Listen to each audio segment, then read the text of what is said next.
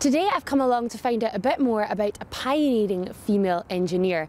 Her name's Dorothée Pullinger and she's responsible for the Galloway car, which is housed right behind me here at the Riverside Museum.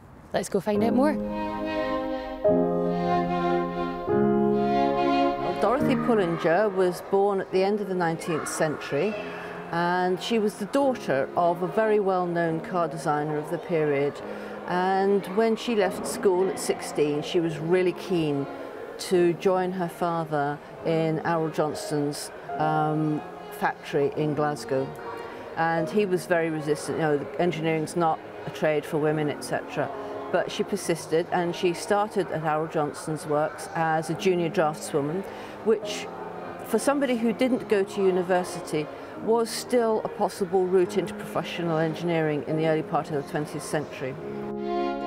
When she was 20, the First World War broke out, and she was headhunted by Vickers, the armaments company, to go down to their massive munitions factory in Barrow-in-Furness. They employed thousands and thousands of women in munitions work, building aeroplanes, making shells, all this kind of thing. This is the Galloway. So this was designed by Dorothée with women in mind, is that Absolutely. Is that true? The levers, you can hardly see them, they're tiny.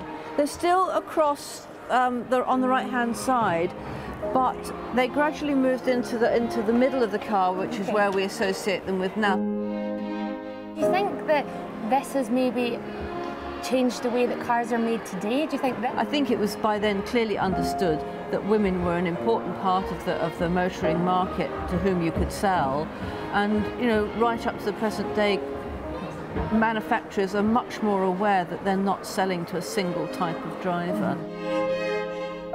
So this photo shows Dorothée Pullinger trying to make a sale to a lady customer, and they're both sitting in the car at the Kelvin Hall motor show. The saloon, the bigger version, is £370. What would that be in today's kind of money? Well, I think that's equivalent to a middle-class salary. You could buy a house for not much more than that in those days. Really?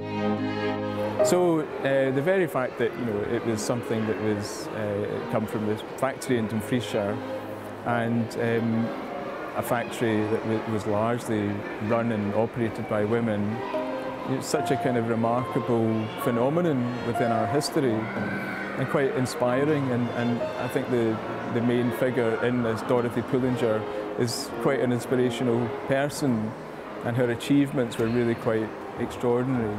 And we might be able to just delve a little bit deeper into who was this person, Dorothée Pullinger, what drove her to help people look a bit further than the car and see that every car has a great story, and this is part of uncovering that.